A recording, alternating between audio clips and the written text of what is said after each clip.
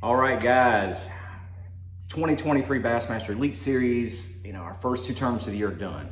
Started off at Okeechobee, left out of there with a 57th place finish. Not where I wanted to start the season, but boy, did I make up some ground on Lake Seminole, which is the second stop, Lake Seminole, Bainbridge, Georgia.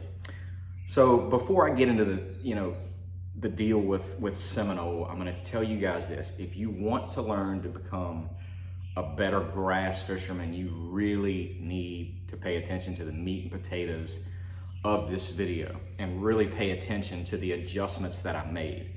I made some major adjustments, one major adjustments and three smaller equipment adjustments in order to be more efficient and effective with my casts.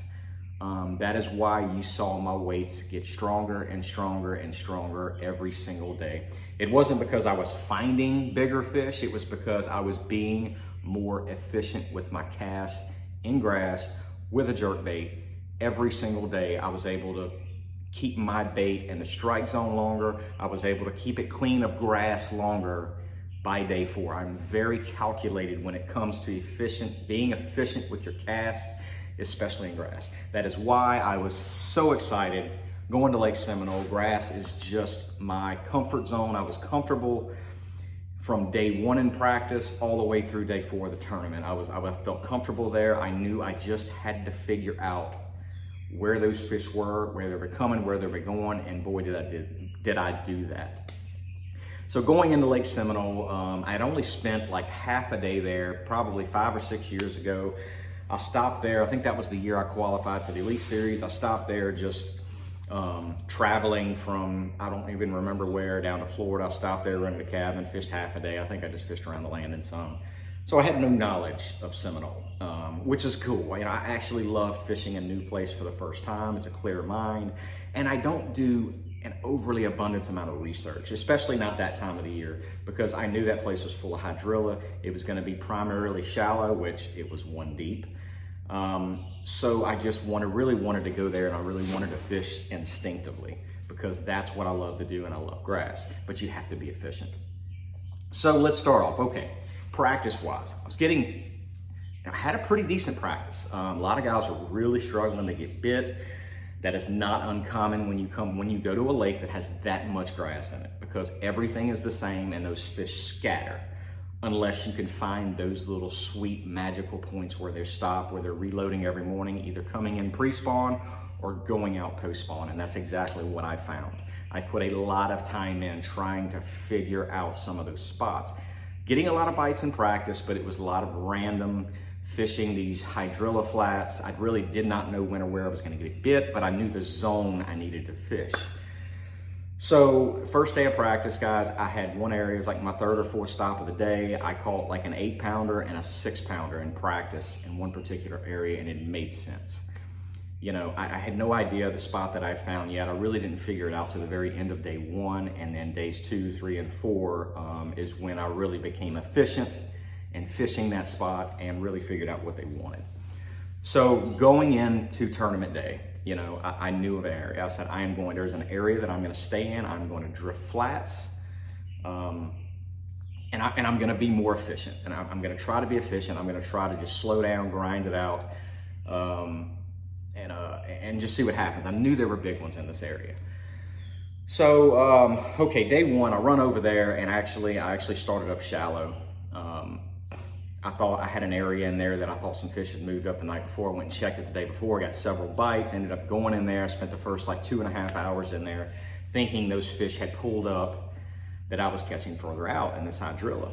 And ended up, it was all males. I spent way too much time in there. By the time I come out 9:30, 10 o'clock, the spot that I hadn't figured out yet had already died. I never got a bite on this sweet spot until never got a bite after 9:30. 9:30, 10 o'clock, never got a bite in there. Those fish either left, stopped eating, going up, coming out, whatever the case may be. Day 1, I started in there and I came back and I said, okay, I need to drift these hydrilla flats, and maybe I'll run into a big one. Long story short, ended up weighing 15 even doing that. What I was doing, there's a couple of different types of grass that grow in that main lake in that area. There's pepper grass Then there's a swath between where the pepper grass ends, which is about 3 foot, till about 6 foot, and that's where the hydrilla gets really thick. And in this little swath and void all around the lake is patchy hydrilla and patchy pepper grass. So that's kind of the zone that I was staying in the entire lake, entire practice, and that's where I was getting bit in. The problem was these fish were scattered. You know, you could never get one bite, pull down, power pull down, and then make another cast and get another bite. It was just random. That's what I did the first day. I do not like random, but I could never find one of those sweet spots that I was confident I'm gonna get a bite here. So, the big deal, end of day one. I kept going back to the spot where I caught that 8-pounder in practice. Caught him on a half-ounce jackhammer. You know, I'll show you guys the setup. Excuse me. Show you guys the setup. This is right here, half-ounce jackhammer, green pumpkin, with the Missile Baits spunk shad on the back of it. 18-pound Sunline fluorocarbon, Victory 7.3 MHF. Y'all know I love this rod, and man, I did some absolute damage with this thing all around. I caught a 12-pounder on this same setup last year. So being more efficient, you know, when I get around the pepper grass, which is, if you've ever fished pepper grass before, it's almost like rope. Once you get your bait in it, you just can't snatch grass off of it like you can hydrilla. So anywho, end of day one, went back up to that spot. There's a lot of needlefish in that place, guys. They're skimming across the surface. So this was late in that day. Went up there right before I left, and I noticed needlefish running, and I saw a big fish blow up on it. Could not get it to eat. Did not have a jerkbait tied on at the time. I was chatterbaiting, I was wacky worming, anything to get those fish to eat, and I just couldn't. Had to go. Wheels start turning. And when I started looking around and really slowly looking around with my Garmin live scope, I noticed there was a bald spot. Guys, this bald spot was probably 20 foot wide and about 60 foot long. It was almost like a road bed. Could have been a road bed, could have been at one time. And then around it, there was some clumpy hydrilla, and then a little bit further around it was really thick hydrilla, pepper grass, really hard to fish. So here we go, overnight, night one, I'm like, these fish are eating needlefish. I need to have a jerkbait on. I tied on a jerkbait, a zero minnow by Spro, anything I could do to mimic one of those needlefish. And I saw that bald spot and I said, wow, okay, this might be something. I'm gonna start here in the morning. Boy, was that a good decision. So overnight, I tied on a jerkbait, tied on a Spro McStick. I'm gonna show you my setup here in just a second. Started there on day one, and I went to working on them. Day one, I had 18.5 pounds, and I caught them there all before 9:30. So here's kind of the adjustments that I started making. The problem is if I was not exactly in that swath of the bald area, I wouldn't get very far, and I would get grass on my jerkbait. So, and then when you got it on there, the rest of your cast is done. So, you know, my original setup, here's the first day two, the first big adjustment that I made. So my original setup for a jerkbait is a Legend Extreme 7.1 medium fast MF. This is a little stiffer tip that I'm used to throwing on. A lot of people are used to throwing on jerkbait, but I really like to get that jerkbait down, and I really like to snatch it hard. That's my original go-to 12-pound Sunline. So as you can see here in the video, I sat down and I made a major adjustment at that time, because at that time I was only being about 25% effective with my cast. What do I mean by that? From the end of my cast, I would only get that bait about 25% back to the boat before I would start snatching grass. And I said, okay, what can I do? So I made a major rod adjustment early that morning before I started catching them, or in the middle of when I started catching them. So what I did, major adjustment, guys, right here, I switched to the Legend Tournament 7.2 medium moderate. So there's a lot, you know, the tip isn't as stiff on it. So what that was doing is that was allowing me to keep that bait probably 2 or 3 inches up in the water column, and I was missing some of that grass. So my efficiency at that point went from about 25% to probably 35 or 40% before I'd get it back to the boat before I'd get grass on it. Guys, they were absolutely choking this thing.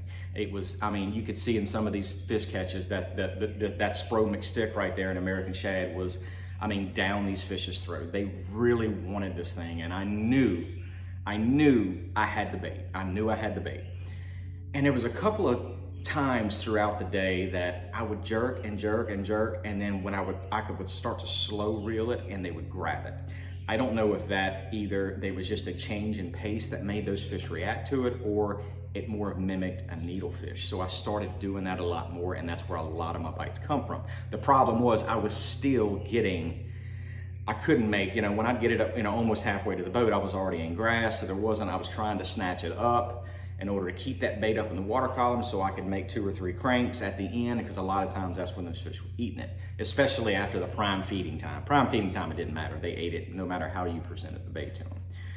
So that in day 2, went in there with this setup, originally started snatching it up more. Guys, I really throttled them on that 3rd day after, I had, well, day 3, that was after day 2, I had, 18.5 pounds.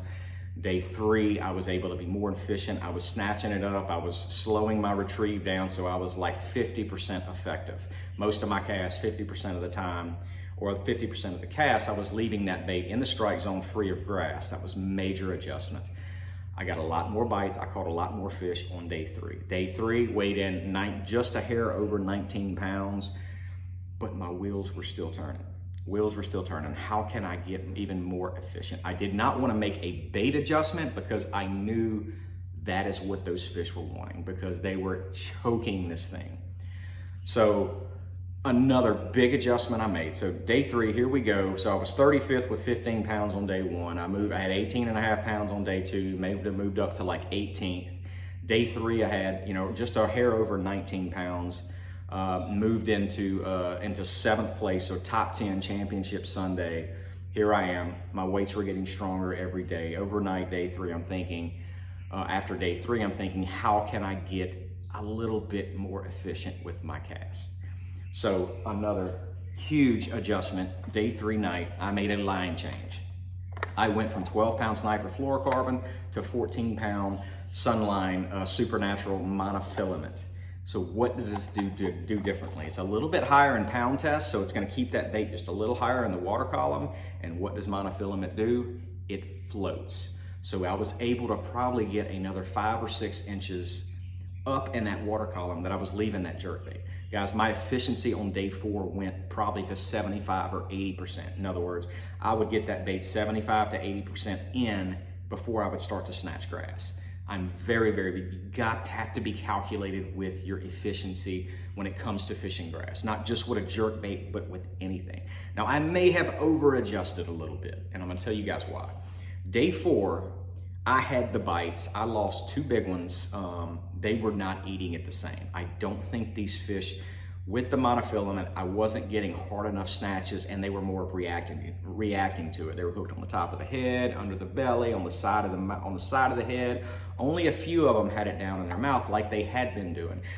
These were not the same fish every day, and they weren't getting used to this setup or this jerk bait. These were new fish moving in, pre-spawners. These were fresh fish overnight, and it was also post-spawners coming out of this big backwater.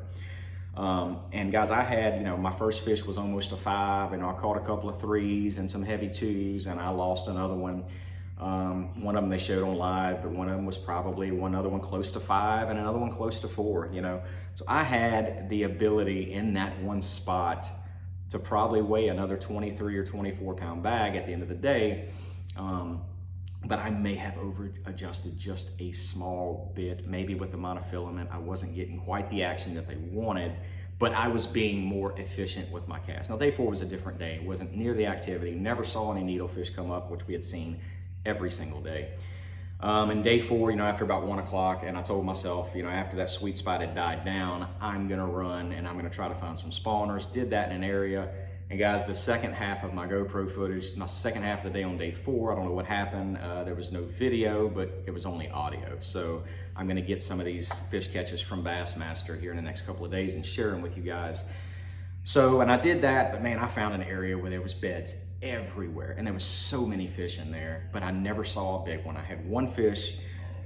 I made a big coal, probably about 1:30 or so. Went by, I saw one about 3.5, and I flicked my little Missile Baits 48 wacky worm over there, 7.6 Legend Extreme MF spinning rod. I won a lot of money on that setup, and I caught one about 3.5. It coaled out like a like a 2.5 pounder that I had in there that gave me like 17.5 at the time.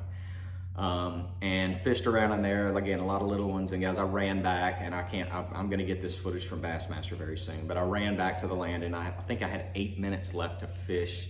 And my go-to, I flipped a green pumpkin D-bomb into a lay down right by the landing, and I cracked a 5 pounder. You know, that gave me 19-12 on that fourth day, and that was just, it made me feel a little bit better about the morning, because I had lost a couple of big ones that, you know, had the potential to have a really big bag that last day. But guys, major key adjustments every single day to make sure that I am being more efficient in my cast, especially when you're grass. Be calculated with how efficient you're being. If you're not being efficient with your cast, you need to make adjustments. Remember, bigger line size, higher in the water column, smaller baits to keep it above grass. You just need to make sure that you're in the cover as much as you can, but being efficient with your cast as well. You guys, fantastic tournament, great for points. I'm now in top 20 in AOY. It feels really good to get the season off started the right way. I had a really bad season. I started last season off with 2 like epic bombs, and I'm really excited for this season. I think I am better than I have been even throughout my whole career in the Elite Series, and I'm really excited about the schedule, and I'm really excited about what this season can do. I'm pumped. I cannot thank you guys enough for all the reaching out and the social media and texts and everything. Congratulations, I really appreciate this. Lake Seminole was a really fun event. I was very comfortable going into that event from the moment I put my boat in the water. But guys, I love grass because I love to be efficient in grass, and every bite has to make sense, and every adjustment has to make sense to make you more efficient. So if you guys have any questions about anything you see in this video, rods, St. Croix rods, to Sunline setups, to the Spro Mix stick, or anything like that, please reach out. I would be glad to answer any questions that I can. But we know we have to go work the Classic in a couple of weeks, and then we have 2 in South Carolina, Lake Murray, Santee Cooper, which I love. And so got a little time off. But guys, thanks for watching. Hit subscribe if you're watching YouTube right now, and I will be here if you guys need me. Dream big, and let's go. See you guys next time. Later.